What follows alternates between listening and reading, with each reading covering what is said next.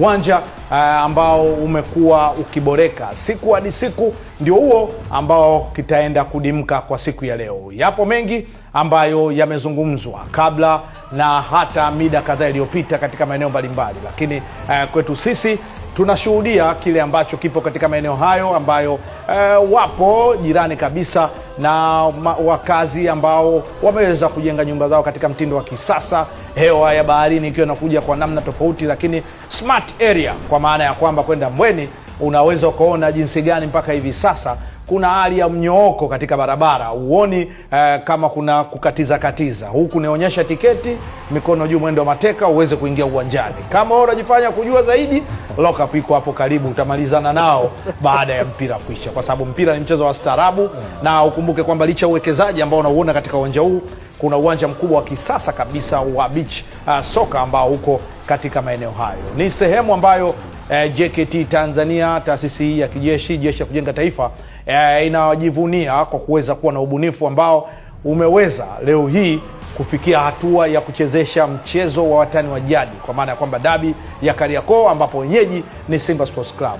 Meja General Isamuhyo, jina linazidi kushamili vizuri. Leo hii sehemu yote duniani uwanja huu unaonekana, mashabiki wote wenye kuzifahamu timu hizi wapo wakiwa nazifuatilia, na kumbe Tanzania hii inawezekana kabisa ukaweka kiingilio cha 50,000, 60,000 na watu wakalipa kuja kushuhudia timu zao pendwa. Na unaweza ukaangalia kwa picha ya drone hali halisi ambayo hipo katika uwanja huu wa JKT Mbweni. Sisi sio mashuhuda ambao tumeukanyaga uwanja huu kwa sasa, lakini baadaye hapo Said Msumi atakuja kutueleza nini ambacho kipo na uhalisia wa hali kamili ya uwanja huu wa Meja General Isamuhyo Mbweni jijini Dar es Salaam. Mandhari ni nzuri na uwanja upo karibu na baharini, inawasaidia sana wachezaji kupumua kwenye namna ya uchezaji kwa sababu wanapata extra oxygen pale.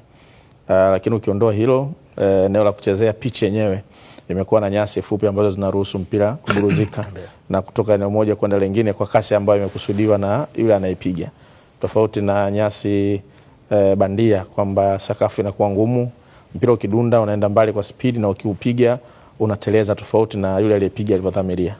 Hiyo inaweza kutuambia tunaweza tukaona mchezo mzuri, kwa sababu timu zote zinaupenda sana kuweka mpira chini. Lakini kama ambavyo umesema, tunashuhuda kule mwenzetu Said Msumi ambaye yeye atatuambia zaidi, kwa sababu topic kubwa imekuwa ni pitch, eneo la kuchezea, kutaka kujua mvua zilizonyesha Dar es Salaam ni eneo gani la pitch linaweza kuchezeka vizuri na kuondoa watu mashaka, kwa sababu tuliona meneja wa klabu ya Yanga na baadhi ya viongozi wakiwa wanajaribu kudundisha mpira jana, wakieleza kwamba hali ya uwanja ni mbaya na si eneo zuri la mechi kuchezeka. Lakini mpaka sasa tunaona maandalizi ya mchezo yanaendelea, maana yake pitch itakuwa imekaa kwenye viwango vya watu wa bodi ya ligi, kamati ya mashindano, kwamba mechi tunayo leo. So nadhani Msumi atatuelezea zaidi kwa sababu ndio shuhuda yuko pale, ila kwa muonekano wa picha za kamera ambazo ziko HD naona maeneo ni mazuri na yanaweza kuchezeka. Muro, wewe kwa upande wako una nini ambacho umekiona tofauti na ambacho Abisai ameweza kutupa simulizi katika muda huu?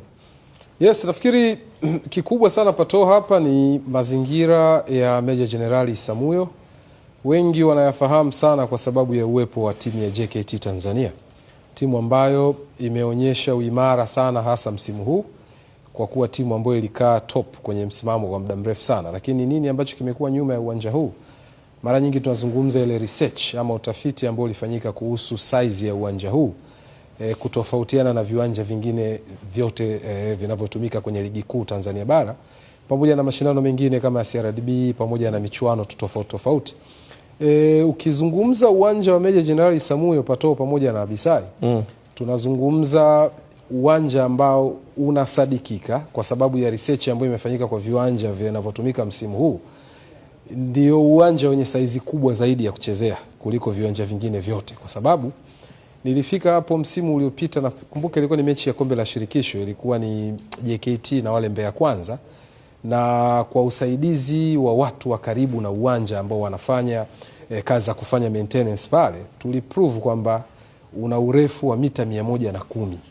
Ukishazungumza mita 110 kwenye urefu, ile length of the pitch, unazungumza ni mkubwa zaidi ya mita 5 kuliko uwanja wa Benjamin Mkapa na uwanja wa Chamazi ambao tunazungumza ni viwanja ambao ni notable kwa hapa Dar es Salaam, vinavyo host michezo special zaidi, kwa sababu uwanja wa Taifa una 105 mita za urefu, Chamazi una 105 mita za urefu, viko sawa.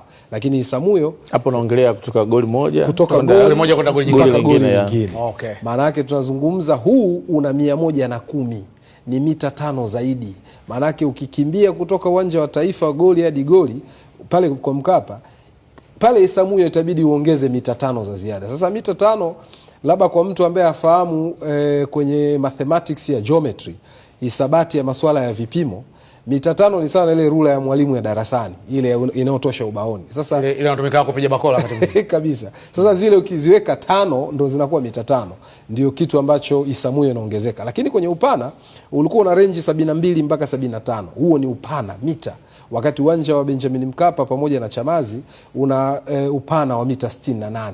Upana maana yake tunaongelea kutoka corner flag, kwa maana ya kibendera cha kona mpaka kibendera kingine, kwa kupitia kwenye goli. Tunasema kwa kupitia goal line na sio touch line hii ya huku kwenye mabenchi. Kwa hiyo kutoka kibendera mpaka kibendera kwa kupitia goal line ni mita 68 Mkapa pamoja na Chamazi. Lakini huku ni kati ya 72 mpaka 75. Kwa hiyo unaweza kaona uspecial wa uwanja huu wa Isamuhyo kwenye pichi ya kuchezea ni uwanja ambao ukichukua Benjamin Mkapa na Chamazi ukavidumbukiza hapo, vinaingia na vinakuachia space.